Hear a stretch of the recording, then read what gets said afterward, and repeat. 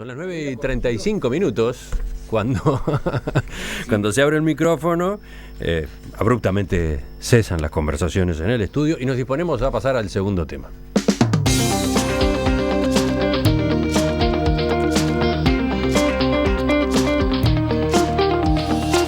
Continuamos en la mesa de En Perspectiva de este miércoles 22 de julio. Estamos con Juan Gavito, Teresa Herrera, Gabriel Mazarovich y Daniel Superviel. La presidenta del CIRPA, Gabriela Fulco, propone que se discuta la posibilidad de que los adolescentes infractores sean trasladados a cárceles para adultos cuando cumplan los 18 años de edad.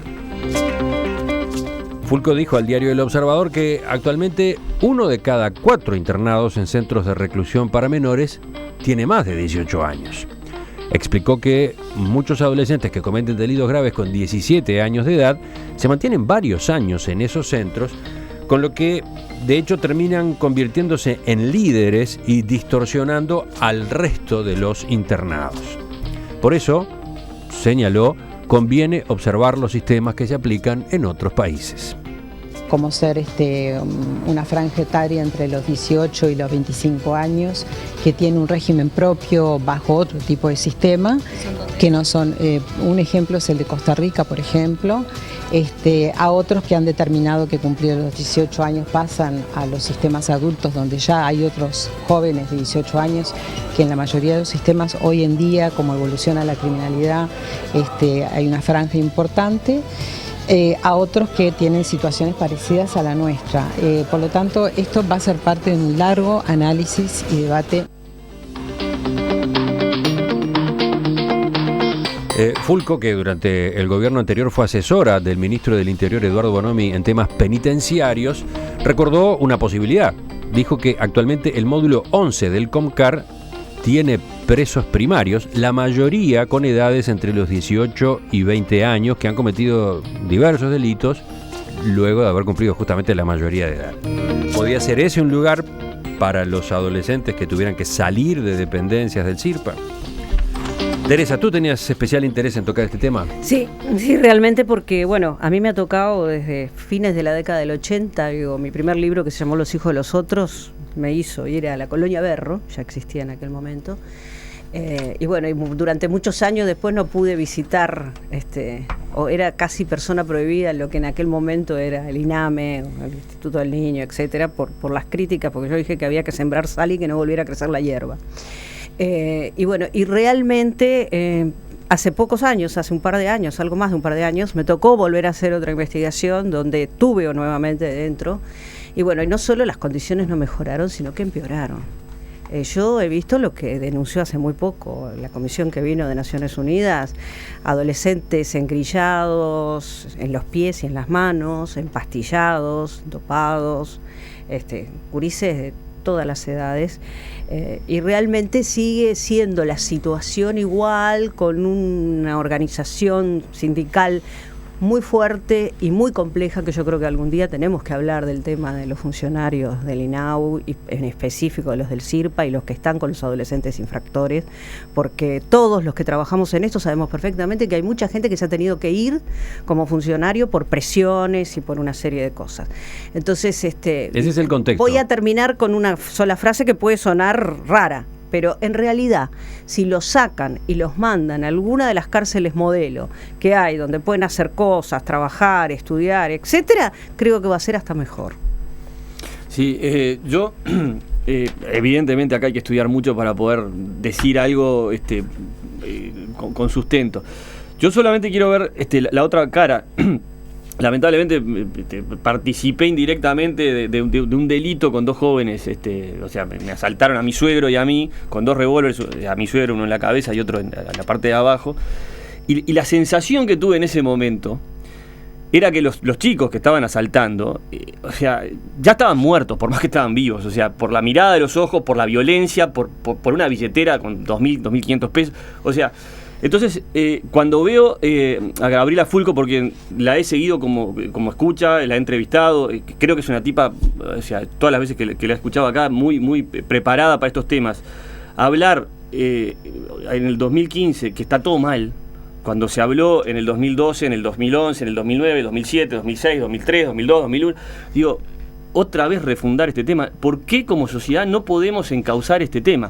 Y con respecto al tema puntual, parece lógico que un chico que entra a los 17 años y 8 meses, y va a estar 5 años, a los 25 va a ser un líder que puede influenciar negativamente a los de 12, 13. A mí lo que está planteando de separar me parece muy lógico. O sea, quería hacer esas dos apreciaciones, que me parece que es un tema que de alguna forma hay que solucionarlo de alguna vez. 8 años difícilmente estés, ¿no? 5 es el máximo que puede estar. Pero claro, si entró a los 17, si entró a los 17 y medio o a los 17 y 10 meses, ¿qué te parece? Casi entra siendo un adulto, ¿no? Entonces tiene sentido que siga en un centro de ese tipo. Bueno, primero a mí me parece que tiene razón Fulco en decir que hay que hacer un debate en serio, profundo sobre eso, y yo no me siento ni siquiera con la información suficiente como para dar una información tajante en un sentido o en otro, sinceramente. Me parece es un tema porque también hay matices en lo que dice, en lo que ella misma propone. Una cosa es que vayan a las cárceles de adultos, como habían titulado, y otra cosa es que se busque un sistema intermedio como el que plantea de Costa Rica y se los contemple. Sí. ¿No? Porque una cosa, una vez se queda con el titular y no ve lo que realmente ella plantea en un sentido, porque así como pueden ser líderes entre los menores, si los metes con los adultos, los vas a meter definitivamente al camino del delito en la cárcel. También es así. Depende. Entonces, también habría que repensarlo. Depende de cuál sea la cárcel de mayores que se pero ella elija, no está, pero aclaro que ella no está planteando eso. Dependencia dentro de una cárcel de mayores. Por eso digo, pero no está planteando eso. Por eso es interesante escuchar y ver bien el asunto. También hay que dimensionar las cosas, ¿no? En el terreno de ser efectivo y de resolver. Estamos hablando de 150 casos. ¿No? Porque ese es el otro problema, de la dimensión numérica de lo que hablamos. Porque independientemente de cuál sea la solución, lo que tenemos una obligación como sociedad y los que están allí en el CIRPA y en la responsabilidad la tienen, es resolverlo, pero no estamos hablando de una cosa... Bueno, pero es escala uruguaya, Gabriel. Eso es lo más grave. Está bien, pero son 150 en y cualquier son 13 millones de dólares y todo es a escala uruguaya. Pero... Eso es lo más grave, perdón, pero eso es lo más grave. Los colombianos, cuando vienen para acá, dicen, pero lo que ustedes tienen de totalidad de jóvenes infractores es lo que nosotros tenemos en un proyecto piloto.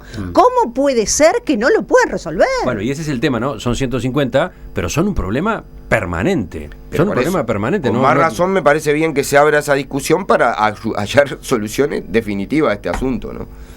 Una brevísima acotación. Eso del número es una de las peores cosas que tenemos los uruguayos para exhibir en el contexto latinoamericano y mundial, porque pasa lo mismo en educación y pasa lo mismo en salud. Es decir, las cosas que nosotros no podemos resolver comparado con los problemas enormes análogos que tienen otros países son increíbles. Bueno, pero sintetizando, un 10 para la señora Fulco, 100% de acuerdo, bienvenida al mundo de la realidad y del sentido común. Es decir, parece que ha llevado 10 años llegar a esta conclusión tan elemental que un instituto que es del niño y del adolescente no puede seguir albergando mayores, sobre todo cuando tienen esta trayectoria previa.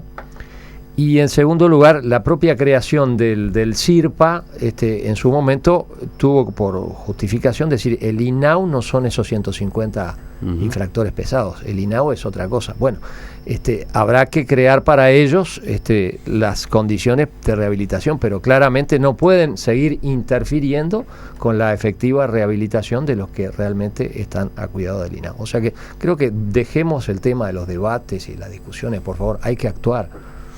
A mí me llama la atención que recién ahora estemos discutiendo este asunto que en principio suena como elemental, ¿no? Y bueno, pero recordemos todas las experiencias que se hicieron. ¿Por qué el padre Mateo Méndez no pudo funcionar en un tema como este? Preguntémonos. Y preguntémonos, vuelvo a repetir, cuánto tiene que ver la corporación de funcionarios.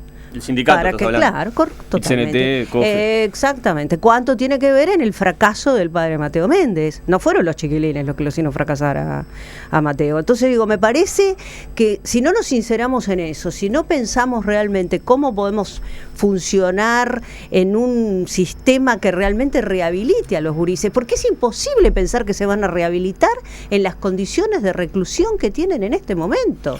Sí, y otra cosa que me parece oportuno decir, o sea, en Uruguay tendemos a ver a lo que pasa en América Latina como que es un video que pasa allá y no pega, ¿no? Pero está el fenómeno de las maras en Centroamérica, Gabriel, que vos lo conoces bien. Acá todavía no se instaló, hay algo ahí en las barras bravas de algunos cuadros que puede asemejarse remotamente a algo. Pero imagínense cuando si se llega a consolidar una unión cuasi mafiosa, digo, por eso te digo, seguimos estando a tiempo, pero cada vez queda menos tiempo. Yo solamente una cosa, creo que se está debatiendo porque se han hecho experiencias, algunas que no han funcionado y otras que sí.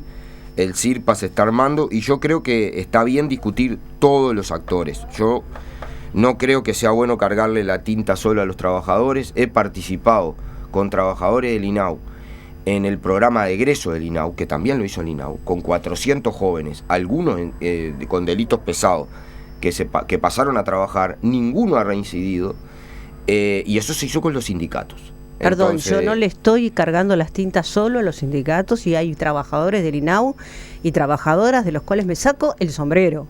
Pero lo que sí digo es que hay una institución que tiene que ser revisada en términos de sus prácticas, porque insisto, hay muchos trabajadores y trabajadoras muy buenos que han tenido que irse a los sistemas de protección e irse de los de rehabilitación por las presiones que han recibido de los propios compañeros. Y no es un caso, exacto, y no es un caso, son muchos. Y me parece que esas son cosas que tenemos que empezar a blanquear y a decir, porque además a mí realmente en el fondo lo que me importan son los chiquilines. Y las chiquilinas, digo, que tienen situaciones muy complejas y donde el Estado, cuando se supone que tiene que rehabilitarlos y protegerlos, lo que hace es empeorar las situaciones. Y eso tenemos que decirlo. Y las responsabilidades son de todos y todas, por supuesto, pero hay algunos más responsables que otros. Sin duda, sin duda. Por eso yo digo que no son solo ellos. Eso. ¿Tenés un aporte? Escribinos a enperspectiva@enperspectiva.net o envía un mensaje de texto al 55511. Costo del SMS, 6 pesos impuestos incluidos. Uno de nuestros oyentes, Raúl, la pica, sobre el final de la discusión la pica, porque dice: el error en este tema es la locura del término menor infractor. Para mí es claro que hay menores delincuentes. Ese es un debate y creo que no tiene razón, que no es problema tiene razón. Además, digo, las leyes, los convenios internacionales que ha firmado Uruguay, todo lo demás determinan una mirada bien diferente a esa, ¿no? Es fácil explicarlo. Para la ley, o sea, para la situación que ellos han provocado, son infractores o delincuentes, pero para la rehabilitación son menores, de ahí la existencia de un instituto especializado. Claro.